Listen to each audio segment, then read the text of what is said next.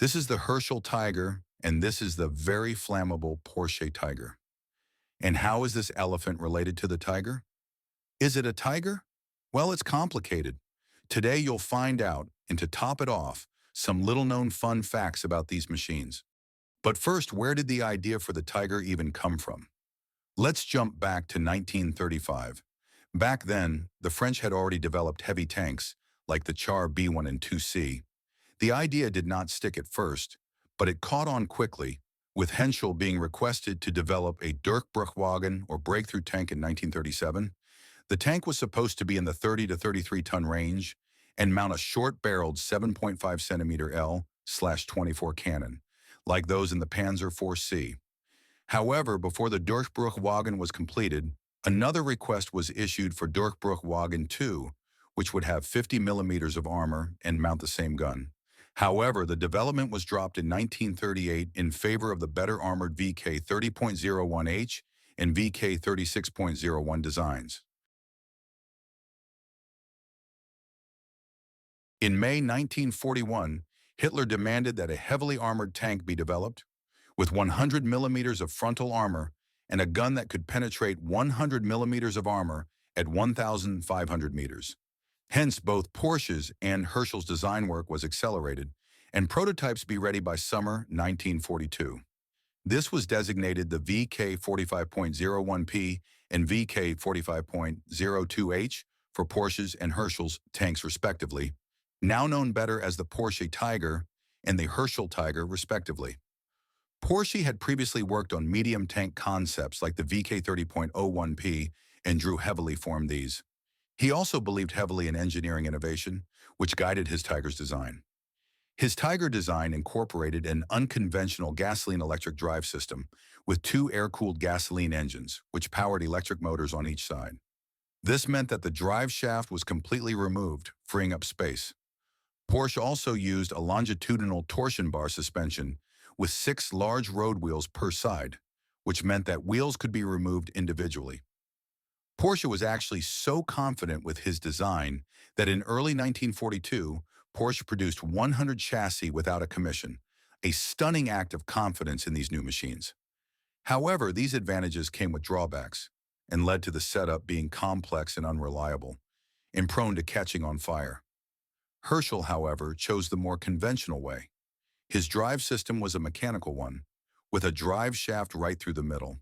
The road wheels of his Tiger were also interleaved and overlapping, leading to superior mass distribution and reducing the chance of sinking.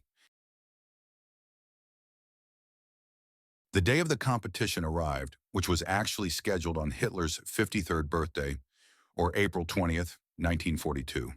The tanks competed in a few situations, and it quickly became clear that Porsche's prototype was very unreliable. The gasoline-electric drive actually broke down during testing, and it was ultimately decided that Herschel's design was easier to produce and maintain during battlefield conditions. Hence, Herschel was awarded the contract. In summary, Porsche's Tiger used an innovative but unreliable gasoline-electric transmission, while Herschel's used a conventional mechanical transmission. Porsche's suspension used a longitudinal torsion bar suspension with 6 large road wheels, which allowed less internal hull clutter, but its ride quality was worse than Herschel's transverse torsion bars with 16 overlapping road wheels, which also allowed a more even distribution of weight. Overall, the reliability of the Herschel Tiger was superior to Porsche's Tiger. However, remember the 100 chassis that were produced? Well, that became both Herschel and Porsche's Tigers actually used the same Krupp design turret, and as Herschel won the contract, Porsche's 100 Tigers were not needed anymore. However, the 100 chassis still existed, which cost a lot of materials. Hence, it was decided that the Porsche chassis was to be used for a new heavy Panzerjäger, to be called the Ferdinand, which is actually Porsche's first name. This was to mount the newly developed 88mm Pak 43, which is commonly now known as the Long 88.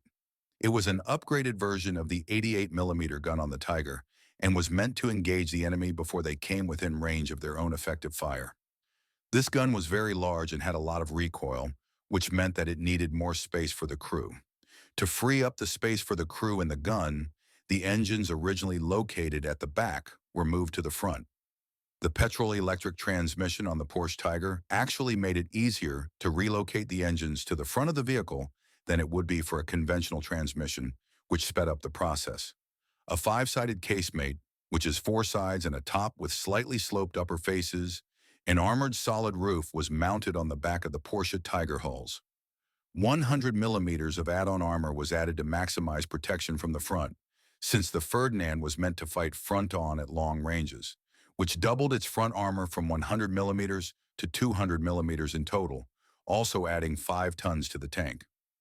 The conversions actually took just a few months from March to May 1943, which is an example of the efficiency in German factories during that time.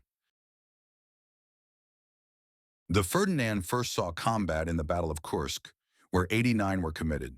It proved highly effective at engaging Soviet T-34s and anti-tank guns at a range of 3 kilometers.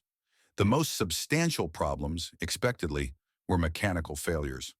Also, the standard recovery vehicle in German service at the time was a variant of the Panzer IV tank. It could pull a Panzer IV on its own. 3 were required for the Tiger, but 5 were required for the Ferdinand. In addition, it lacked protection against infantry, as there was no machine gun mounted. The Soviet infantry quickly realized the flaw and hid in the trenches until the Ferdinand passed through their lines, and then threw Molotov cocktails at them. After Kursk, the surviving Ferdinands were recalled, being modified and overhauled, with the experience gained from Kursk. The most prominent upgrades were a cupola for the commander to see and a MG-34 machine gun in the front of the hull. Zimmerit anti-magnetic mine paste was also applied to the bottom of the hull. These upgrades commenced on 48 of the 50 recovered vehicles, with the first 11 vehicles being ready in just a month, from January to February 1944, and were deployed immediately to Italy in response to the Allied landing. The remaining 37 vehicles were completed in April and were sent to Ukraine.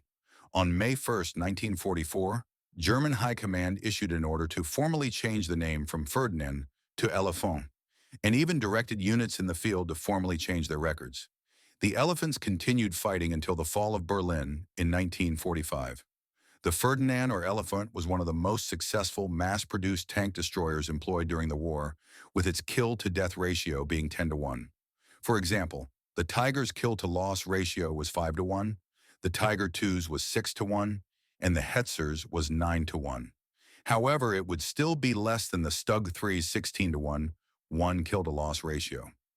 Today, 2 Ferdinand or Elefant tanks survived the war, one of which is in Moscow's Kubinka Tank Museum, and the other part of the United States Army Ordnance Training Support Facilities collection at Fort Gregg Adams, Virginia. Whew, that was an exciting journey. From the Char B1 and 2C, the inspiration of the Tiger tank, to the fierce competition in May 1942, to the impressive kill-to-death ratio of the Ferdinands or Elephants, we sure have covered a lot. However, it's not over. Next up is the little-known fun facts about these machines that you've probably never heard of before. But first, if it's your first time here and you want to learn more about tanks with facts you won't see everywhere and catch new tank documentaries delivered right to you, start now by subscribing and clicking that like button. Thank you. Now on to the fun facts. The first fun fact is, the Tiger I had a manual transmission, and shifting gears required a lot of strength. Many drivers struggled with shifting gears, and breakdowns were common because of this issue. The second fun fact is, the Tiger I is the only tank well known to have an inbuilt cooking unit called Kochgerät, allowing the crews to cook hot food on extended frontline missions. And this really helped in the freezing Soviet winters, when even cold rations became frozen and painful to eat. The last fun fact is, the Elefant tank destroyer had a backward-facing periscope just for the commander. Being a casemate tank destroyer, it was incredibly vulnerable when retreating or reversing from combat, and also had sluggish reverse maneuverability. Click on this video to learn more about the M551 Sheridan. Well, that's all I have for today. Thanks for watching.